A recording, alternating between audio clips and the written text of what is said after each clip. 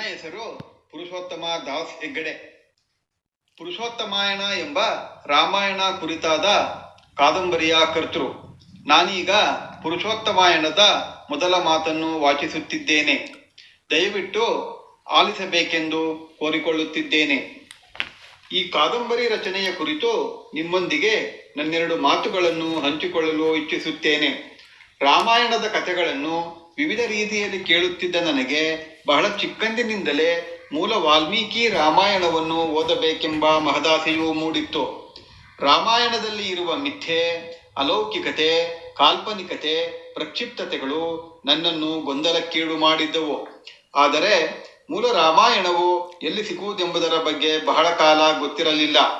ಗ್ರಂಥಾಲಯಗಳಲ್ಲಿ ಹೆಚ್ಚಿನ ಕಾಲ ಕಳೆಯುತ್ತಿದ್ದ ನನಗೆ ಸ್ವಲ್ಪ ದೊಡ್ಡವನಾದ ಮೇಲೆ ಮೂಲ ರಾಮಾಯಣವನ್ನು ಓದುವ ಅವಕಾಶವೂ ದೊರಕಿತು. ವಾಲ್ಮೀಕಿ ರಾಮಾಯಣವು ಸಂಕೀರ್ಣತೆಯಿಂದ ಕೂಡಿದ್ದು, ಕೇವಲ ಒಂದೆರಡು ಬಾರಿ ಓದಿದರೆ ಗೂಢಾರ್ಥಗಳು ತಿಳಿಯುವುದಿಲ್ಲ. ವ್ಯಕ್ತಿಗಳ ಘಟನೆಗಳ ಸಂಬಂಧವನ್ನು ನೇರವಾಗಿ ಕಾಣಲು ಸಾಧ್ಯವಿಲ್ಲ. ಸಾಮಾನ್ಯವಾಗಿ ವ್ಯಕ್ತಿ ಅಥವಾ ಸ್ಥಳವು ಮೊದಲ ಬಾರಿಗೆ ಕಾಣಿಸಿಕೊಂಡಾಗ ಅದರ ಪೂರ್ವಾಪರದ ಬಗ್ಗೆ ಮಾಹಿತಿ ನೀಡುವುದು ವಾಡಿಕೆ. ಆದರೆ ರಾಮಾಯಣದಲ್ಲಿ ಆ ಸಂಪ್ರದಾಯ ನನಗೆ ಕಾಣಲಿಲ್ಲ. ಯಾವುದೋ ಸರ್ಗದಲ್ಲಿ ಕಂಡುಬಂದಂತಹ ವ್ಯಕ್ತಿ ಅಥವಾ ಸ್ಥಳದ ಪರಿಚಯವು ಇನ್ಯಾವುದೋ ಸರ್ಗದಲ್ಲಿ ಕಾಣಸಿಗುತ್ತದೆ. ಈ ಅಂಶವನ್ನು ಸೂಕ್ಷ್ಮವಾಗಿ ಪರಿಶೀಲಿಸಿದಾಗ ಕುತೂಹಲದ ಜೊತೆಗೆ ಗೊಂದಲವೂ ಉಂಟಾಯಿತು. ನಿಧಾನವಾಗಿ ಓದುತ್ತಾ ಟಿಪ್ಪಣಿಗಳನ್ನು ಮಾಡಿಕೊಂಡು ಒಂದಕ್ಕೊಂದು ತಾಳೆ ಮಾಡಿ ನೋಡಿದಾಗ ಅನೇಕ ವಿಷಯಗಳು ಗೋಚರಿಸತೊಡಗಿದವು. ವಿಜ್ಞಾನ ವಿದ್ಯಾರ್ಥಿಯಾದ ನಾನು ರಾಮಾಯಣದಲ್ಲಿನ ಅಲೌಕಿಕತೆಗಳ, ನಿಗೂಢತೆಗಳ ಹಿಂದಿನ ಗೂಢಾರ್ಥಗಳನ್ನು ತಿಳಿದುಕೊಳ್ಳುವತ್ತ ಸಾವಕಾಶವಾಗಿ ಪ್ರಯತ್ನಿಸತೊಡಗಿದೆ. ಮಹರ್ಷಿ ವಾಲ್ಮೀಕಿಯವರು ರಾಮಾಯಣ ಮಹಾಕಾವ್ಯವನ್ನು ಸರ್ವಕಾಲಕ್ಕೂ ಸಲ್ಲುವಂತೆ ಅತ್ಯದ್ಭುತವಾಗಿ ರಚಿಸಿದ್ದಾರೆ. ಪ್ರಥಮವಾಗಿ ರಾಮಾಯಣವನ್ನು ಬರೆದು ಸಾವಿರಾರು ರಾಮಾಯಣಗಳ ರಚನೆಗೆ ಸ್ಫೂರ್ತಿದಾಯಕರಾಗಿದ್ದಾರೆ. ಮಹರ್ಷಿ ವಾಲ್ಮೀಕಿಯವರು ರಾಮಾಯಣವನ್ನು ಬರೆದ ಕಾಲದಿಂದಲೂ ಇಂದಿನವರೆಗೂ ವಿವಿಧ ರೀತಿಯಲ್ಲಿ ಅದನ್ನು ಪುನರ್ ಬರೆಯಲ್ಪಟ್ಟು ಇನ್ನೂ ಸಾವಿರಾರು ವರ್ಷಗಳವರೆಗೂ ಆಯಾ ಕಾಲಘಟ್ಟಗಳಿಗನುಸಾರವಾಗಿ ಬರೆಯಲ್ಪಡುತ್ತಿದ್ದು, ವಿಮರ್ಶೆಗೊಳಪಡುತ್ತಲೇ ಇದ್ದು, ಪ್ರತಿಯೊಬ್ಬ ಲೇಖಕನಿಂದಲೂ ನೂತನ ಆಯಾಮದೊಂದಿಗೆ ಹೊರಬರುತ್ತಲೇ ಇರುತ್ತದೆ. ಮಹರ್ಷಿ ವಾಲ್ಮೀಕಿಯವರ ರಾಮಾಯಣವು ಎಂತಹ ಸತ್ವಭರಿತ ಎನ್ನುವುದು ಇದರಿಂದ ತಿಳಿದು ಬರುತ್ತದೆ. ಮೀಸಲಿಟ್ಟಿದ್ದರಿಂದ ಅನೇಕ ಗ್ರಂಥಗಳನ್ನು ಓದಲು ಸಾಧ್ಯವಾಯಿತು. ಹೆಚ್ಚೆಚ್ಚು ಓದಿನಿಂದಾಗಿ ಅಲೌಕಿಕತೆಗಳ ಹಿಂದಿನ ಒಳಸೂಕ್ಷ್ಮಗಳು ಅರ್ಥವಾಗತೊಡಗಿದುದಲ್ಲದೆ ದೇವರ ಅಸ್ತಿತ್ವದ ಬಗ್ಗೆ ತಿಳಿಯುವ ಪ್ರಯತ್ನ ಮಾಡಲು ಸಾಧ್ಯವಾಯಿತು. ಶಿವಪುರಾಣ, ವಿಷ್ಣು ಪುರಾಣ ಈ ಎರಡೂ ಗ್ರಂಥಗಳಲ್ಲಿ ಒಂದೇ ತೆರನಾದ ಕಥೆಗಳು ಬರುತ್ತವೆ. ಆದರೆ ಶಿವಪುರಾಣದಲ್ಲಿ ಶಿವನ ವಿಜೃಂಭಣೆಯನ್ನು, ವಿಷ್ಣು ಪುರಾಣದಲ್ಲಿ ವಿಷ್ಣುವಿನ ವಿಜೃಂಭಣೆಯನ್ನು ಕಾಣುತ್ತೇವೆ. ಶಿವ ವಿಷ್ಣುವಿನ ನಡುವೆ ಯಾರು ಹೆಚ್ಚು ಎಂಬುದರ ಬಗ್ಗೆ ಆಯಾ ಧರ್ಮದ ಅನುಯಾಯಿಗಳಿಂದ ನಿರಂತರವಾಗಿ ಸಂಘರ್ಷವಿರುವುದು ಈ ಗ್ರಂಥಗಳಿಂದ ತಿಳಿದು ಬರುತ್ತದೆ. ಭರತ ವರ್ಷದ ಮೂಲ ನಿವಾಸಿಗಳ ಆರಾಧ್ಯ ದೈವನಾದ ಶಿವನು ಒಂದು ಕಾಲದಲ್ಲಿ ನಮ್ಮಗಳ ನಡುವೆ ಜೀವಿಸಿದ್ದನು ಎಂಬುದು ನನ್ನ ಗ್ರಹಿಕೆ.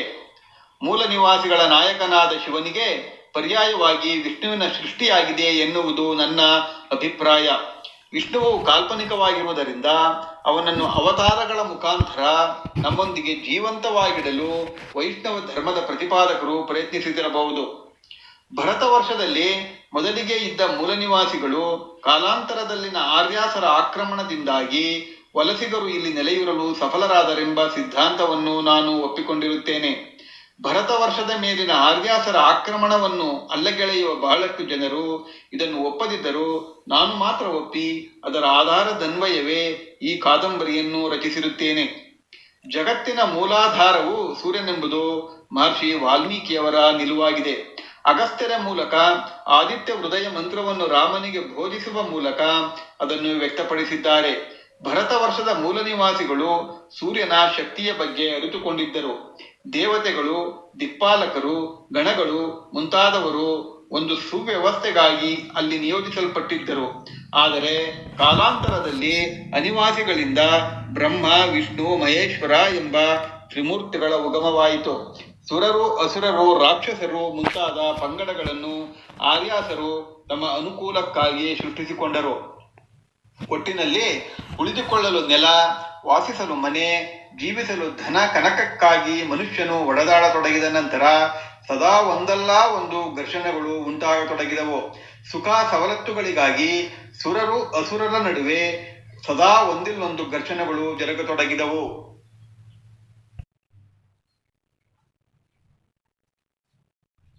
ನಡೆದಿದೆಯೋ ಎನ್ನುವ ಚರ್ಚೆಗೆ ನಾನು ಇಲ್ಲಿ ಹೋಗುವುದಿಲ್ಲ. ರಾಮಾಯಣವು ನಿಜವಾಗಿ ನಡೆದಿದೆ ಎಂದೇ ಭಾವಿಸಿ ನಾನು ಅರ್ಥೈಸಿಕೊಂಡಿರುವಂತೆ ಕಾದಂಬರಿ ರೂಪದಲ್ಲಿ ಕಲ್ಪಿಸಿಕೊಂಡು ಬರೆದಿರುತ್ತೇನೆ. ಪ್ರಪಂಚದಾದ್ಯಂತ ರಾಮಾಯಣ ಕುರಿತಂತೆ ಪ್ರಚಲಿತದಲ್ಲಿರುವ ವಿವಿಧ ರಾಮಾಯಣಗಳು, ಜನಪದ ಕಥೆ ಹಾಡುಗಳು, ನಾಟಕಗಳು, ಗೊಂಬೆಯಾಟಗಳು, ಕಲ್ಲಿನ ಮೇಲಿನ ಕೆತ್ತನೆಗಳು, ನೂರಾರು ಲೇಖಕರ ವಿಮರ್ಶೆ, ಅಭಿಪ್ರಾಯ ಮುಂತಾದವುಗಳನ್ನು ಆಧಾರವಾಗಿಟ್ಟುಕೊಂಡು ವೈಜ್ಞಾನಿಕ ನೆಲೆಗಟ್ಟಿನಲ್ಲಿ ಈ ಕಾದಂಬರಿಯನ್ನು ಹೆಣೆಯಲಾಗಿದೆ. ಒಬ್ಬ ತಂದೆ ಒಬ್ಬ ತಾಯಿಗೆ ಜನಿಸಿದ ಖರ ದೂಷಣ ಮತ್ತು ರಾವಣ ಕುಂಭಕರ್ಣರು ಅನ್ಯೋನ್ಯವಾಗಿದ್ದರೆ, ಬೇರೆ ಬೇರೆ ತಂದೆ ಒಬ್ಬ ತಾಯಿಗೆ ಜನಿಸಿದ ವಾಲಿ ಸುಗ್ರೀವರು, ಒಬ್ಬ ತಂದೆ ಇಬ್ಬರು ತಾಯಂದರಿಗೆ ಜನಿಸಿದ ಮೂಲ ನಿವಾಸಿಗಳಾದ ರಾವಣ ವಿಭೀಷಣರು ವಿರಸಗೊಂಡು ಅಭಿಪ್ರಾಯ ಭೇದದಿಂದಾಗಿ ಅಧಿಕಾರಕ್ಕಾಗಿ ಕಿತ್ತಾಟ ನಡೆಸುತ್ತಾರೆ.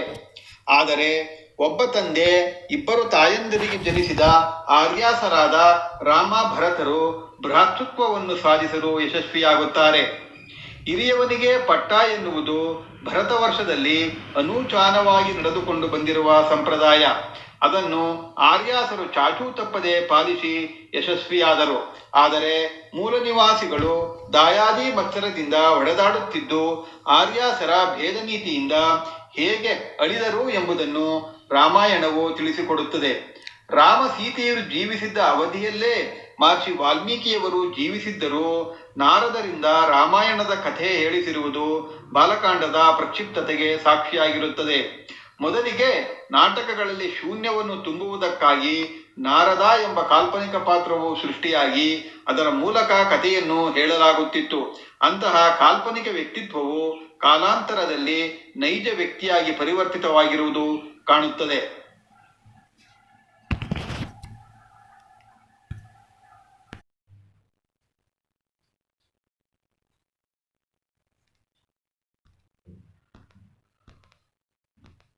ಕಲ್ಪನೆ, ಅನಿವಾಸಿಗಳ ಆಗಮನ, ಇಕ್ಷ್ವಾಕುವಿನ ಕುಲ, ವರ್ಣಾಶ್ರಮ ಪದ್ಧತಿಯ ಜಾರಿ, ಬಲಿಚಕ್ರವರ್ತಿಯ ವಂಚನೆ, ನರಸಿಂಹಾವತಾರದ ರಹಸ್ಯ, ಮೋಡ ಬಿತ್ತನೆ ಮೂಲಕ ಋಷ್ಯಶೃಂಗನು ಕೃತಕ ಮಳೆ ತರಿಸುವುದು, ಪುತ್ರಕಾಮೇಷ್ಟಿ ಯಜ್ಞ, ದಶರಥ ಶತ್ರುಮಿತ್ರಳ ವಿವಾಹ, ರಾಮ ಲಕ್ಷ್ಮಣ ಭರತ ಶತ್ರುಘ್ನರ ಜನನ ರಹಸ್ಯ, ರಾವಣನನ್ನು ಕೊಲ್ಲಲು ಪಂಚಋಷಿಗಳ ಸಂಚು, ಬಲ ಅತಿಬಲಗಳ ರಸಗಳ ರಹಸ್ಯ, ಮಹರ್ಷಿ ವಿಶ್ವಾಮಿತ್ರರ ಯಜ್ಞದ ರಹಸ್ಯ, ತಾಟಕೆಯ ವಧೆ, ಸಂಧಿವಾತ, ಕಾರ್ತಿಕೇಯನ ಜನನ, ಗಂಗಾ ತಿರುವು ಯೋಜನೆ, ಅಹಲ್ಯ ವಿಮೋಚನೆಯ ವಾಸ್ತವತೆ, ಸುನಯನಳ ಕಥೆ, ಶಿವಧನುಸ್ಸಿನ ಛೇದದ ಕಥೆ, ದಶರಥನ ವಂಶಾವಳಿ, ದಶರಥನ 350 ಕಾಲ್ಪನಿಕ ವಿವಾಹಗಳು, ವಿಶ್ವಾಮಿತ್ರರ ಜನನ, ವಿಶ್ವಾಮಿತ್ರ ವಶಿಷ್ಠರ ಯುದ್ಧ, ಕಾಮಧೇನು ಎಂದರೆ ಏನು, ತ್ರಿಶಂಕು ಸ್ವರ್ಗದ ಕಥೆ, ರಾಜ ಅಂಬರೀಷನ ನರಮೇಧ ಯಜ್ಞ, ವಿಶ್ವಾಮಿತ್ರರು ಮಹರ್ಷಿಯಾದ ಕಥೆ,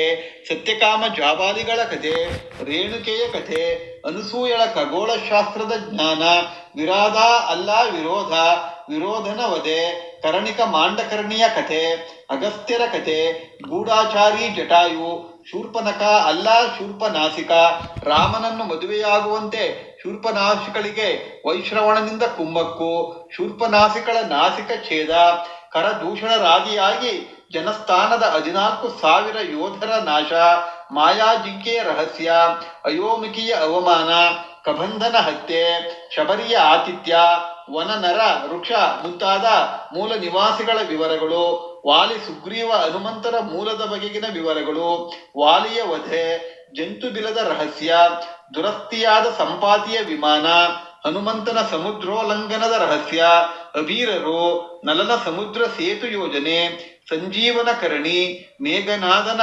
ಅದೃಶ್ಯವಾಗುವ ಮೇಲಂಗಿ, ರಾಮ ರಾವಣರ ಯುದ್ಧದಲ್ಲಿ ಪಂಚಋಷಿಗಳ ಕೈವಾಡ, ಅಗಸ್ತ್ಯರಿಂದ ರಾಮನಿಗೆ ಆದಿತ್ಯ ಹೃದಯ ಮಂತ್ರ ಬೋಧನೆ, ಹನುಮಂತ ತ್ರಿಜಟೆಯರ ವಿವಾಹ, ಊರ್ಮಿಳೆಯ ಕಥೆ, ಬ್ರಾಹ್ಮಣರ ಮೇಲಿನ ರಾಮನ ಭಯ, ಸೀತಾ ಶೂರ್ಪನಾಸಿಕರ ಗೆಳತನ, ಶತ್ರುಘ್ನನಿಂದ ಯಮುನಾ ನದಿ ತೀರದ ಚೌಳು ಮಣ್ಣಿನ ಸಮಸ್ಯೆ ನಿವಾರಣೆ, ಸೀತಾ ಅಹಲ್ಯೆ ತಾರೆಯರ ಸಂಗಮ, ಶಂಭೂಕ ಪ್ರಮೀಳೆಯರ ವಿವಾಹ, ರಾಮನಿಂದ ಶಂಭೂಕನ ವಧೆ, ಪ್ರಮೀಳಾ ರಾಜ್ಯ ಸ್ಥಾಪನೆ, ಸೀತೆಯ ಜನನದ ರಹಸ್ಯ, ಸೀತೆಯ ದೇಹತ್ಯಾಗ, ಶೂರ್ಪನಾಸಿಕ ಕುಂಭೀನಸಿಯರ ದೇಹತ್ಯಾಗ, ರಾಮನ ಪದಚ್ಯುತಿ ಯೋಜನೆ, ಲಕ್ಷ್ಮಣನ ದೇಹತ್ಯಾಗ, ರಾಮ ಸುಗ್ರೀವರ ದೇಹತ್ಯಾಗ ಮುಂತಾದ ಘಟನೆಗಳ ಗ್ರಹಿಕೆಗಳನ್ನು ವಿಶದಪಡಿಸಲಾಗಿದೆ.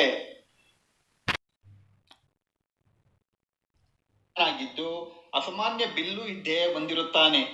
ದೇವತೆಗಳ ರಾಜನಾದ ಇಂದ್ರನನ್ನು ಸೋಲಿಸಿದ ರಾವಣನು ಮನುಷ್ಯನನ್ನು ಹೊರತುಪಡಿಸಿ ಮತ್ಯಾರಿಂದಲೂ ತನ್ನನ್ನು ಕೊಲ್ಲಲು ಸಾಧ್ಯವಾಗದಂತೆ ಪ್ರಜಾಪತಿ ಬ್ರಹ್ಮನಿಂದ ವರ ಪಡೆದಿರುತ್ತಾನೆ. ಹಾಗಾಗಿಯೇ ಸಪ್ತಋಷಿ ಮಂಡಳಿಯು ರಾವಣನನ್ನು ಕೊಲ್ಲಲು ಮನುಷ್ಯನೊಬ್ಬನಿಗೆ ತರಬೇತಿ ನೀಡಲು ನಿರ್ಧರಿಸಿ ಸಾಮಾನ್ಯನಾದರೂ ಯುದ್ಧೋತ್ಸಾಹಿಯಾದ ರಾಮನನ್ನು ಆಯ್ಕೆ ಮಾಡಿಕೊಳ್ಳುತ್ತದೆ. ದೇವತೆಗಳ ಸಪ್ತಋಷಿಗಳ ಯೋಜನೆಗಳಿಗೆ ರಾಮನು ಕೈಗೊಂಬೆಯಾಗುತ್ತಾ ಹೋಗುತ್ತಾನೆ.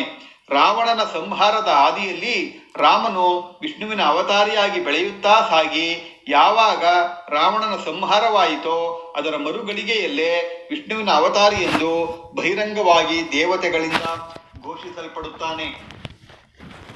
ಸಾಮಾನ್ಯ ಮನುಷ್ಯನಲ್ಲಿರುವ ಆಸೆ, ನಿರಾಶೆ, ಸುಖ, ದುಃಖ, ಕಾಮ, ಕ್ರೋಧ, ಹಿಗ್ಗುವಿಕೆ, ಕುಗ್ಗುವಿಕೆ, ಖಿನ್ನತೆ, ಕೀಳರಿಮೆ ಮುಂತಾದ ಬಲಹೀನತೆಗಳು ರಾಮನಲ್ಲಿದ್ದರೂ ಸಹ ರಾವಣ ಮೇಘನಾದನ ಅಂತ್ಯವು ಅವನಿಗೆ ಅಪಾರವಾದ ಮಾನಸಿಕ ಹಿರಿಮೆಯನ್ನು ತಂದುಕೊಡಲು ಶಕ್ಯವಾಗುತ್ತದೆ. 14 ವರ್ಷಗಳ ವನವಾಸ, ದಂಡಕಾರಣ್ಯದಲ್ಲಿನ ಅನೇಕ ಯುದ್ಧಗಳು, ಸೀತಾಪಹರಣ, ವಾಲಿಯ ವಧೆ, ಲಂಕೆಯ ಮೇಲಿನ ಯುದ್ಧದ ನಂತರ ದೊರಕಿದ ಅಯೋಧ್ಯ ಸಿಂಹಾಸನದ ಮೇಲಿನ ರಾಮನ ಮೋಹವು ಪ್ರೀತಿ ಪಾತ್ರಳಾದ ಸೀತೆಯನ್ನು ತೊರೆಯಲು ಪ್ರೇರೇಪಿಸುತ್ತದೆ. ಅಣ್ಣ ವಾಲಿಯನ್ನು ಕೊಂದು ತಮ್ಮ ಸುಗ್ರೀವನನ್ನು, ಅಣ್ಣ ರಾವಣನನ್ನು ಕೊಂದು ತಮ್ಮ ವಿಭೀಷಣನನ್ನು ಪಟ್ಟದಲ್ಲಿ ಕೂರಿಸಿದ ರಾಮನು ತಮ್ಮ ಭರತನಿಂದ ಅಯೋಧ್ಯೆಯನ್ನು ಸ್ವೀಕರಿಸಿ ವೈರುಧ್ಯತೆಯನ್ನು ಮೆರೆಯುತ್ತಾನೆ. ಕೈಕೇಯಿಯ ತಂದೆ ಅಶ್ವಪತಿಗೆ ನೀಡಿದ ವಚನದ ಆಧಾರದಲ್ಲಿ ಅಯೋಧ್ಯೆಯ ಉತ್ತರಾಧಿಕಾರಿಯು ಭರತನೆಂದು ತಿಳಿದಿದ್ದರೂ ಯುವರಾಜ ಪಟ್ಟಾಭಿಷೇಕಕ್ಕೆ ಒಪ್ಪಿಕೊಳ್ಳುತ್ತಾನೆ. ರಾಮನ ಈ ಎಲ್ಲಾ ಅಶಕ್ತತೆಗಳನ್ನೂ ಸಹ ಈ ಕಾದಂಬರಿಯಲ್ಲಿ ಗಮನಿಸಲಾಗಿದೆ. ಪತಿಯೇ ಪರದೈವವೆಂದು ಬಗೆದು ರಾಮನ ವನವಾಸದಲ್ಲಿ ಭಾಗಿಯಾದ ಸೀತೆಯ ಪಾವಿತ್ರತೆಯನ್ನು ನಿರೂಪಿಸಲಾಗಿದೆ. ಹಿಂಸೆಯ ಕಡು ವಿರೋಧಿಯಾದ ಸೀತೆಯು ವನವಾಸದ ಸಮಯದಲ್ಲಿ ವಾನಪ್ರಸ್ಥಾಶ್ರಮದಂತೆ ಕಾಲ ಕಳೆಯಬೇಕೆಂದು ಇಚ್ಛಿಸುತ್ತಿದ್ದು ಅವಳ ನೈಜತೆಯನ್ನು, ಮನುಕುಲದ ಮೇಲಿನ ಕಳಕಳಿಯನ್ನು ಮುನ್ನೆಲೆಗೆ ತರಲಾಗಿದೆ. ಮೂಲನಿವಾಸಿ ಜನಕರಾಜನ ಕನ್ಯೆಯಾದ ಸೀತೆಯು ಮೂಲನಿವಾಸಿ ಅನಿವಾಸಿಗಳು ಅನ್ಯೋನ್ಯತೆಯಿಂದ ಬಾಳಬೇಕೆಂದು ಆಶಿಸುತ್ತಿದ್ದುದನ್ನು ರಾಮನನ್ನು ಅಡಿಗಡಿಗೆ ತಿದ್ದಿ ತೀಡುತ್ತಿದ್ದುದರತ್ತ ಬೆಳಕು ಚೆಲ್ಲಲಾಗಿದೆ. 2ನೇ ಬಾರಿಗೆ ಶೀಲವಂತೆ ಎಂದು ಜನರ ಮುಂದೆ ಪ್ರಮಾಣೀಕರಿಸುವಂತೆ ಹೇಳಿದ ರಾಮನ ಮಾತನ್ನು ಧಿಕ್ಕರಿಸಿದ ಸೀತೆಯು ಅವನಿಗೆ ತಕ್ಕ ಉತ್ತರ ನೀಡಿ ದೇಹತ್ಯಾಗ ಮಾಡಿದುದರ ಘಟನೆಯ ಘನತೆಯನ್ನು ತೋರಿಸಲಾಗಿದೆ. ನಿವಾಸಿ ಬುಡಕಟ್ಟು ಜನಾಂಗಗಳನ್ನು ಕಪಿ ಕರಡಿಗೆ ಹೋಲಿಸಲಾಗಿರುವುದನ್ನು ಒಪ್ಪಲು ಸಾಧ್ಯವೇ? ವಾಲಿ ಸುಗ್ರೀವರ ತಾಯಿಯ ಹೆಸರನ್ನು ವಾಲ್ಮೀಕಿ ರಾಮಾಯಣದಲ್ಲಿ ಕಾಣಲು ಸಾಧ್ಯವಿಲ್ಲ. ಇದು ಏಕೆ? ಇಂದ್ರ ಅಹಲ್ಯೆಯರ ಮಗನಾದ ವಾಲಿ, ಅರುಣ ಅಹಲ್ಯೆಯ ಮಗನಾದ ಸುಗ್ರೀವ, ಗೌತಮ ಅಹಲ್ಯೆಯರ ಮಗಳಾದ ಅಂಜನ ಮತ್ತಿತರರು ವನನರ ವೃಕ್ಷರ ನಡುವೆ ಜೀವಿಸಿದ್ದ ಮಾತ್ರಕ್ಕೆ ಅವರುಗಳು ಕಪಿಗಳಾಗಲು ಹೇಗೆ ಸಾಧ್ಯ? ದೇವತೆಗಳ ಗುರುವಾದ ಬೃಹಸ್ಪತಿಯ ಮಗನಾದ ಕೇಸರಿಗೆ ಅಂಜನಾಳಲ್ಲಿ ಜನಿಸಿದ ಹನುಮಂತನು ಕಪಿಯಾಗಲು ಹೇಗೆ ಸಾಧ್ಯ? ರಾಮ ರಾವಣರ ಯುದ್ಧದಲ್ಲಿ ಭಾಗಿಯಾದ ಅನೇಕ ದೇವಾನುದೇವತೆಗಳ ಮಕ್ಕಳು ಮೊಮ್ಮಕ್ಕಳು ಹೇಗೆ ವನನರರಾಗಲು ಸಾಧ್ಯ? ಕುಂಭದಲ್ಲಿನ ರಾಸಾಯನಿಕ ಕ್ರಿಯೆಯಿಂದ ವಿದ್ಯುತ್ ಅರ್ಥಾತ್ ಮಿತ್ರಾವರುಣ ಶಕ್ತಿ ಉತ್ಪಾದನೆಯ ಸಂಶೋಧನೆಯನ್ನು ಮಾಡಿದ ಅಗಸ್ತ್ಯರನ್ನು ಕುಂಭ ಯೋನಿಗಳೆಂದು, ವಸಿಷ್ಠರ ಸಹೋದರನೆಂದು ಕರೆದುದೇಕೆ? ವಿದ್ಯುತ್ತನ್ನು ಉಪ್ಪು ನೀರಿನಲ್ಲಿ ಹಾಯಿಸಿ ಪ್ರಾಣವಾಯು, ಉಡ್ಡಯನ ವಾಯುವೆಂಬ ಅನಿಲಗಳಾಗಿ ಪರಿವರ್ತನೆಯಾಗುವುದನ್ನು ಕಂಡುಹಿಡಿದ ಅವರನ್ನು ಸಮುದ್ರದ ನೀರನ್ನು ಕುಡಿದವರೆಂದು ಕರೆದದ್ದುದೇಕೆ? ಹುಳಿತೇಗು ನಿವಾರಣೆಗೆ ಔಷಧ ಕಂಡುಹಿಡಿದ ಅವರನ್ನು ವಾತಾಪಿ ಎಂಬ ರಾಕ್ಷಸನನ್ನು ಜೀರ್ಣಿಸಿಕೊಂಡರು ಎಂಬ ಕಥೆಯನ್ನು ಕಟ್ಟಿರುವುದೇಕೆ? ಇಷ್ಟೆಲ್ಲ ಸಾಧನೆ ಮಾಡಿದ ಅಗಸ್ತ್ಯರನ್ನು ಹಾಗೂ ರಾಮಾಯಣ ಮಹಾಕಾವ್ಯ ರಚಿಸಿದ ಆದಿಕವಿ ವಾಲ್ಮೀಕಿಯವರನ್ನು ಸಪ್ತರ್ಷಿ ಮಂಡಳದಲ್ಲಿ ಏಕೆ ಸೇರಿಸಿಕೊಳ್ಳಲಿಲ್ಲ? ವಾಲಿಯ ಸಹಾಯ ಪಡೆಯದೆ ಸುಗ್ರೀವನ ಸ್ನೇಹ ಗಳಿಸಿ ರಾಮನು ಮರೆಯಿಂದ ಅನ್ಯಾಯವಾಗಿ ವಾಲಿಯನ್ನು ಕೊಂದದ್ದೇಕೆ? ಶಂಭೂಕನು ಯಾರು? ಅವನನ್ನು ನಿರ್ದಯವಾಗಿ ರಾಮನು ಏಕೆ ಕೊಂದ? ಸಮುದ್ರದಲ್ಲಿ ತೇಲುವ ನೊರೆಗಲ್ಲುಗಳು ಹೇಗೆ ಉತ್ಪತ್ತಿಯಾದವು? ಎಲ್ಲಿಂದ ಬಂದವು? ಸಮುದ್ರಕ್ಕೆ ಸೇತುವೆಯನ್ನು ಹೇಗೆ ಕಟ್ಟಲಾಯಿತು? ನಿಜವಾಗಿಯೂ ಕುಂಭಕರ್ಣನು ಯಾರು? ವರ್ಷದಲ್ಲಿ 6ರಿಂದ 8 ತಿಂಗಳು ಅವನಲ್ಲಿ ಭೂಗತನಾಗುತ್ತಿದ್ದ. 6 ತಿಂಗಳ ನಿದ್ರೆಯ ಶಾಪದ ಹಿಂದಿನ ಮರ್ಮವೇನು? ಸೂರ್ಯಗ್ರಹಣ ಚಂದ್ರಗ್ರಹಣಗಳು ಹೇಗೆ ಆಗುತ್ತವೆ ಎಂಬುದನ್ನು ಜಗತ್ತಿಗೆ ತಿಳಿಸಿದ ಅತ್ರಿ ಮಹರ್ಷಿಗಳ ಸಾಧನೆಯನ್ನು, ರಾಹು ಕೇತುಗಳು ಸೂರ್ಯ ಚಂದ್ರರನ್ನು ಆ ಸಮಯದಲ್ಲಿ ನುಂಗುತ್ತವೆ ಎಂದುದೇಕೆ? ಸೌರಮಾನ ಪದ್ಧತಿ ಹಾಗೂ ಚಾಂದ್ರಮಾನ ಪದ್ಧತಿಯಲ್ಲಿನ ವ್ಯತ್ಯಾಸವನ್ನು ಸರಿಪಡಿಸಿದ ಅದ್ಭುತ ಖಗೋಳ ಶಾಸ್ತ್ರಜ್ಞೆ ಅನಸೂಯಳ ಕಥೆಯನ್ನು 11 ದಿನಗಳ ಕಾಲ ಸೂರ್ಯನು ಉದಯಿಸದಂತೆ ತಡೆಯಲಾಯಿತು ಎಂಬ ಕಥೆ ಕಟ್ಟಿರುವುದೇಕೆ? ಹನುಮಂತನು ಸಂಪಾತಿಯ ಲಘು ವಿಮಾನದಲ್ಲಿ ಲಂಕೆಗೆ ತೆರಳುವಾಗ ಉಂಟಾದ ಸುರಸೆ ಎಂಬ ಸುಂಟರ ಗಾಳಿಯನ್ನು ರಾಕ್ಷಸಿ ಎನ್ನಲು ಕಾರಣವೇನು? ಆಕಾಶ ಮಾರ್ಗದಲ್ಲಿ ಚಲಿಸುವಾಗ ವಿರುದ್ಧ ದಿಕ್ಕಿನಿಂದ ಬೀಸುವ ಗಾಳಿಯನ್ನು ಸಿಂಹಿಣಿ ಎಂದು ಸಂಬೋಧಿಸುವುದೇಕೆ? ರಾವಣನ ಸಾವಿಗಾಗಿ ರಾಮನೊಂದಿಗೆ ಅನೈತಿಕವಾಗಿ ಕೈಜೋಡಿಸಿದ ವಿಭೀಷಣನು ಧರ್ಮಾತ್ಮನು ಹೇಗೆ ಆಗುವನು? ವಿಜ್ಞಾನ ತಂತ್ರಜ್ಞಾನದಲ್ಲಿ ಮುಂದುವರೆದಿದ್ದು ವಿಮಾನದಲ್ಲಿ ಹಾರಾಡುವುದು ಸಹಜವಾಗಿದ್ದರೂ ಲಘು ವಿಮಾನದಲ್ಲಿ ಹಾರಾಡುತ್ತಿದ್ದ ಸಂಪಾತಿ ಜಟಾಯುರನ್ನು ಪಕ್ಷಿಗಳು ಎಂದು ಕರೆದಿರುವುದು ಯಾಕೆ? ಜಗತ್ತಿನ ಮೊಟ್ಟ ಮೊದಲ ಹಾರುವ ಸಹೋದರರು ಸಂಪಾತಿ ಜಟಾಯುವರವರಾದರೂ ಅವರನ್ನು ಗೌರವಿಸದೆ ವಿದೇಶದ ರೈಟ್ ಸಹೋದರರನ್ನು ಮೊತ್ತ ಮೊದಲ ಹಾರುವ ಸಹೋದರರು ಎಂದು ಕರೆದಿರುವುದು ನ್ಯಾಯವೇ? ಕಾಲಿನಿಂದ ತುಳಿದು ಚಲಾಯಿಸುವ ಸಂಪಾತಿಯ ಲಘು ವಿಮಾನದಲ್ಲಿ ಲಂಕೆಗೆ ಹಾರಿದ ಶಕ್ತಿವಂತ ಹನುಮಂತನನ್ನು ಕಪಿ ಎಂದು ಕರೆದಿರುವುದು ಸರಿಯೇ? ಇಂತಹ ಹಲವಾರು ಪ್ರಶ್ನೆಗಳು, ಸಂದೇಹಗಳು ನಮ್ಮ ಮುಂದಿವೆ. ಅಲ್ಲದೆ ವೃಕ್ಷ ಪರ್ವತ ಶ್ರೇಣಿಯಲ್ಲಿನ ಬಿಲವೊಂದಕ್ಕೆ ಮಾಯಾವಿಯು ನುಗ್ಗಿದಾಗ ಅವನನ್ನು ಹಿಂಬಾಲಿಸಿದ ವಾಲಿಯು ಆ ಬಿಲದೊಳಕ್ಕೆ ನುಗ್ಗುತ್ತಾನೆ. ಸೀತಾನ್ವೇಷಣೆಗೆ ದಕ್ಷಿಣ ದಿಕ್ಕಿಗೆ ತೆರಳಿದ ಅಂಗದನ ನೇತೃತ್ವದ ತಂಡವೂ ಸಹ ಅದೇ ಬಿಲದೊಳಕ್ಕೆ ನುಗ್ಗಿ ದಾರಿ ತಪ್ಪುತ್ತದೆ. ಒಂದೇ ದಿನದಲ್ಲಿ ಮಾಯಾವಿಯನ್ನು ಕೊಂದು ಹಿಂದಿರುಗಿದನೆಂದು ತಿಳಿದುಕೊಂಡಿದ್ದ ವಾಲಿಗೆ ಸುಗ್ರೀವನು ಹಲವಾರು ದಿನಗಳವರೆಗೆ ಹೊರಗೆ ಕಾದಿದ್ದು ಅರ್ಥವಾಗಲಿಲ್ಲ. ಜಂತು ಬಿಲದ ಪ್ರಮಾಣ ಭೌತಶಾಸ್ತ್ರವು ಇಬ್ಬರಿಗೂ ತಿಳಿಯದಾಗಿದ್ದರಿಂದ ಅವರ ನಡುವಿನ ಮನಸ್ತಾಪಕ್ಕೆ ಕಾರಣವಾಯಿತು. ಅಂಗದನ ತಂಡವು ವಾಯುವೇಗದಲ್ಲಿ ಜಂತು ಬಿಲದಲ್ಲಿ ಸಾಗುವ ಉಲ್ಲೇಖವು ರಾಮಾಯಣದಲ್ಲಿ ದಾಖಲಿಸಿದೆ. ಐನ್ಸ್ಟೀನ್ ರೋಸನ್ ಬ್ರಿಡ್ಜ್ ಅಥವಾ ವರ್ಮ್ ಹೋಲ್ ಸಿದ್ಧಾಂತಕ್ಕೂ ರಾಮಾಯಣದ ಉಲ್ಲೇಖಗಳಿಗೂ ತಾಳೆಯಾಗುತ್ತದೆ. ರಾಮಾಯಣದಲ್ಲಿ ಉಲ್ಲೇಖಿಸಿರುವ ವೃಕ್ಷಬಿಲವು ಐನ್ಸ್ಟೀನ್ ರೋಸನ್ ಬ್ರಿಡ್ಜ್ ಅಥವಾ ವರ್ಮ್ ಹೋಲ್ ಆಗಿತ್ತೇ ಎನ್ನುವುದರ ಬಗ್ಗೆ ಸಂಶೋಧನೆಯ ಅಗತ್ಯತೆಯೂ ಇದೆ. ಯುದ್ಧ ಭೂಮಿಯಲ್ಲಿ ಅದೃಶ್ಯನಾಗುವ ಮೇಘನಾದನು ಇನ್ವಿಸಿಬಲ್ ಕ್ಲೋಕ್ ಅನ್ನು ಧರಿಸುತ್ತಿದ್ದಲ್ಲದೆ ಮತ್ತೇನು? ಇದನ್ನೇ ಮೇಘನಾದನ ಅದೃಶ್ಯವಾಗುವ ವರ ಎನ್ನಲಾಗಿದೆ. ಸಮೂಹನಾಶಕ ಅಸ್ತ್ರಗಳ, ಪರಮಾಣು ಬಾಂಬ್ಗಳ ಬಳಕೆಯ ಉಲ್ಲೇಖವೂ ಸಿಗುತ್ತದೆ. ರಾಮನು ಬಿಟ್ಟ ಬಾಣದಿಂದ ಉತ್ತರ ಭಾರತದಲ್ಲಿ ಮರು ಕಾಂತಾರ ಎಂಬ ಮರಳುಗಾಡು ಸೃಷ್ಟಿಯಾಯಿತೆಂಬ ಉಲ್ಲೇಖವು ದೊರಕುತ್ತದೆ. ಆಶ್ರಮ ಮಂಡಲದಲ್ಲಿ ಸರೋವರದ ಸುತ್ತಲಿನ ಪಂಚಗುಡ್ಡಗಳನ್ನು ಕೊರೆದು ತನ್ನ ಪಂಚಪತ್ನಿಯರಿಗಾಗಿ ಪಂಚಗೃಹಗಳನ್ನು ನಿರ್ಮಿಸಿದ ಮಾಂಡಕರ್ಣಿಯ ಕೌಶಲ್ಯವು ಅದ್ಭುತವಾಗಿ ಕಾಣಿಸುತ್ತದೆ. ಭರತನ ಹೆದ್ದಾರಿ ನಿರ್ಮಾಣ ಕಾರ್ಯ ಆಧುನಿಕ ಹೆದ್ದಾರಿ ನಿರ್ಮಾಣದಂತೆಯೇ ದಾಖಲಿಸಲ್ಪಟ್ಟಿದೆ. ನಿರ್ಮಾಣ ಕಾರ್ಯದಲ್ಲಿನ ಅಂದಿನ ತಂತ್ರಜ್ಞಾನ ಸಾಧನೆಯು ನಿಬ್ಬೆರಗಾಗಿಸುತ್ತದೆ. ಅಧಿಕ ನೀರಾವರಿಯಿಂದಾಗಿ ಉಂಟಾಗುವ ಚೌಳು ಮಣ್ಣಿನ ಸಮಸ್ಯೆ, ಶೀತಪೀಡಿತ ಪ್ರದೇಶಗಳು ಮುಂತಾದವುಗಳನ್ನು ನಿಭಾಯಿಸಿದ ರೀತಿಯು ವಿಜ್ಞಾನವು ಎಷ್ಟು ಮುಂದುವರೆದಿತ್ತೆಂದು ತೋರಿಸುತ್ತದೆ. ಆದರೆ ಯಮುನಾ ನದಿ ತೀರದ ಚೌಳು ಮಣ್ಣಿನ ಸಮಸ್ಯೆಯನ್ನು ಲವಣಾಸುರನ ಹಾವಳಿ ಎಂದು ಕತೆ ಕಟ್ಟಲಾಗಿದೆ. ಗಂಗಾ ನದಿಯನ್ನು ಪೂರ್ವ ಸಮುದ್ರಕ್ಕೆ ರಾಜ ಭಗೀರಥನು ಜೋಡಿಸಿದ ನಂತರ ಪೂರ್ವ ಸಮುದ್ರದ ನೀರಿನ ಮಟ್ಟವು ಹೆಚ್ಚಳವಾಯಿತು ಎಂದು ವಾಲ್ಮೀಕಿ ರಾಮಾಯಣದಲ್ಲಿ 2 ಬಾರಿ ಉಲ್ಲೇಖವಾಗಿದ್ದರೂ ಸಹ ಅದರ ಬಗ್ಗೆ ಏಕೆ ಚರ್ಚೆಯಾಗುತ್ತಿಲ್ಲ? ಸ್ವರ್ಗದಿಂದ ಗಂಗೆಯು ಇಳಿದು ಬಂದಳೆಂಬ ಕಾಲ್ಪನಿಕ ಕಥೆಯನ್ನೇ ಏಕೆ ಈಗಲೂ ಸಾರಲಾಗುತ್ತಿದೆ? ಗಂಗಾ ತಿರುವು ಯೋಜನೆಯ ಬಗ್ಗೆ ಏಕೆ ತಿಳಿದುಕೊಳ್ಳಲು ಪ್ರಯತ್ನಿಸುತ್ತಿಲ್ಲ? ನಲ ಸೇತುವೆಯನ್ನು ನಿರ್ಮಿಸುವ ಮುನ್ನ ಅಭೀರರ ಬಗ್ಗೆ, ಉತ್ತರ ಭಾರತದ ಮರಳುಗಾಡಿನ ಬಗ್ಗೆ ರಾಮಾಯಣದಲ್ಲಿ ಉಲ್ಲೇಖ ಬಂದಿರುವುದರ ಹಿಂದಿನ ಗುಟ್ಟೇನು ಎಂಬುದರ ಬಗ್ಗೆ ಏಕೆ ಸಂಶೋಧನೆ ನಡೆಸಿಲ್ಲ? ತೇಲುವ ನೊರೆಗಲ್ಲುಗಳ ಸಹಾಯದಿಂದ ನಲನು ಸೇತುವೆ ನಿರ್ಮಿಸಿರುವುದರ ಬಗ್ಗೆ ಹೆಚ್ಚಿನ ಅಧ್ಯಯನವು ಏಕೆ ನಡೆಯುತ್ತಿಲ್ಲ? ಭರತ ವರ್ಷದ ದಕ್ಷಿಣದ ತುದಿ ಮತ್ತು ಲಂಕೆಯನ್ನು ಮಲೆಯ ಪರ್ವತ ಶ್ರೇಣಿಯು ಬೆಸೆದಿತ್ತು ಎಂಬ ಬಗ್ಗೆ ಬೆಳಕು ಚೆಲ್ಲಬೇಕಿದೆ.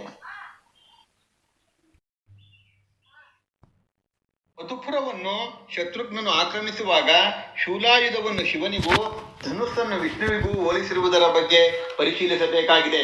ಶಿವಧನುಸ್ಸನ್ನು ರಾಮನು ಮುರಿದು ವಿಷ್ಣುವಿನ ಸಾರಂಗ ಧನುಸ್ಸನ್ನು ಪರಶುರಾಮನಿಂದ ಪಡೆಯುವುದು, ಶಿವನ ಭಕ್ತನಾದ ರಾವಣನನ್ನು ವಿಷ್ಣುವಿನ ಅವತಾರಿ ಎಂದು ಪರಿಗಣಿಸಿದ ರಾಮನು ಸಂಹರಿಸುವುದು ವಿವೇಚಿಸುವ ವಿಚಾರಗಳಾಗಿವೆ. ಮಹರ್ಷಿ ವಾಲ್ಮೀಕಿಯವರು ಕಾವ್ಯದಲ್ಲಿ ಬಳಸಿದ ಗುಣವಾಚಕಗಳನ್ನು, ಉತ್ಪ್ರೇಕ್ಷೆಗಳನ್ನು ಯಥಾವತ್ತಾಗಿ ಅರ್ಥೈಸಿಕೊಳ್ಳುವುದು ಸರಿಯೇ ಎಂಬ ಪ್ರಶ್ನೆಯೂ ಇದೆ. ಈ ಮುಂತಾದ ಸಂಗತಿಗಳನ್ನು ಕಾದಂಬರಿಯಲ್ಲಿ ಪ್ರಸ್ತಾಪಿಸಲಾಗಿದೆ. ಸೃಜನಶೀಲ ಅಭಿವ್ಯಕ್ತಿಯ ಮಾಧ್ಯಮವು ಕಾದಂಬರಿಯಾದ್ದರಿಂದ ಧರ್ಮದ ಹೆಸರಿನ ಕಂದಾಚಾರದ ಬಗ್ಗೆ, ಆಚರಣೆಗಳ ಮೌಢ್ಯಗಳ ಬಗ್ಗೆ ಧ್ವನಿ ಎತ್ತುತ್ತದೆ. ವಿದ್ವಾಂಸರುಗಳ ಅನುಸಾರ ಬಾಲಕಾಂಡದ ಕೆಲವು ಸರ್ಗಗಳು ಪ್ರಕ್ಷಿಪ್ತವಾಗಿದ್ದು ಸಂಪೂರ್ಣ ಉತ್ತರಾಖಂಡವನ್ನು ಮಹರ್ಷಿ ವಾಲ್ಮೀಕಿಯವರು ರಚಿಸಿರುವುದಿಲ್ಲ. ಆದರೆ ವೈಷ್ಣವ ಧರ್ಮದ ಪ್ರತಿಪಾದನೆಯ ಆವೃತ್ತಿಗಳಲ್ಲಿ ರಾಮಾಯಣದ ಪ್ರಕ್ಷಿಪ್ತತೆಗಳು ಕಂಡುಬರುತ್ತವೆ. ಅಂತಹ ಸಂದರ್ಭಗಳಲ್ಲಿ ಸೃಜನಶೀಲ ಕಥಾನಕದ ದೃಷ್ಟಿಯಿಂದ ಕಥೆಯನ್ನು ಮುಂದುವರೆಸಿದ್ದೇನೆ. ಈ ನಿಟ್ಟಿನಲ್ಲಿ ಮೂಲ ರಾಮಾಯಣದ ಧಾಟಿಯಲ್ಲಿಯೇ ಕಥೆಯು ಸಾಗಿದರೂ ಮೂಲ ರಾಮಾಯಣಕ್ಕೆ ಚ್ಯುತಿ ಬಾರದಂತೆ, ಆಶೋತ್ತರಗಳಿಗೆ ಧಕ್ಕೆಯಾಗದಂತೆ ಅನೇಕ ಪಾತ್ರಗಳನ್ನು, ಸಂದರ್ಭಗಳನ್ನು, ಮಾತುಕತೆಗಳನ್ನು ಸೃಷ್ಟಿಸಿರುತ್ತೇನೆ. ರಾಮನ ಪ್ರಸಿದ್ಧ ಹೆಸರಾದ ಪುರುಷೋತ್ತಮ ಎಂಬ ಹೆಸರಿನವನಾದ ನಾನು ರಾಮಾಯಣ ಕುರಿತಾದ ಈ ಕಾದಂಬರಿಗೆ ಪುರುಷೋತ್ತಮಾಯಣ ಎಂದು ಹೆಸರಿಸಿರುತ್ತೇನೆ. ಇದು ರಾಮಾಯಣ ಮಹಾಕಾವ್ಯದ ಮೇಲಿರುವ ನನ್ನ ಗೌರವ ಮತ್ತು ಅಭಿಮಾನದ ಪ್ರತೀಕ ಮತ್ತು ವಿನಮ್ರ ಪ್ರಯತ್ನವಷ್ಟೇ.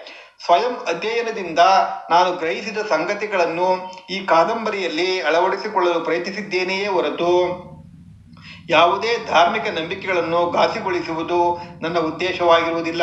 ಈ ಕಾದಂಬರಿಗೆ ಸಂಬಂಧಿಸಿದಂತೆ ರಚನಾತ್ಮಕವಾದ ಯಾವುದೇ ಅಭಿಪ್ರಾಯಗಳನ್ನು ಸ್ವಾಗತಿಸುತ್ತೇನೆ. ವಂದನೆಗಳು.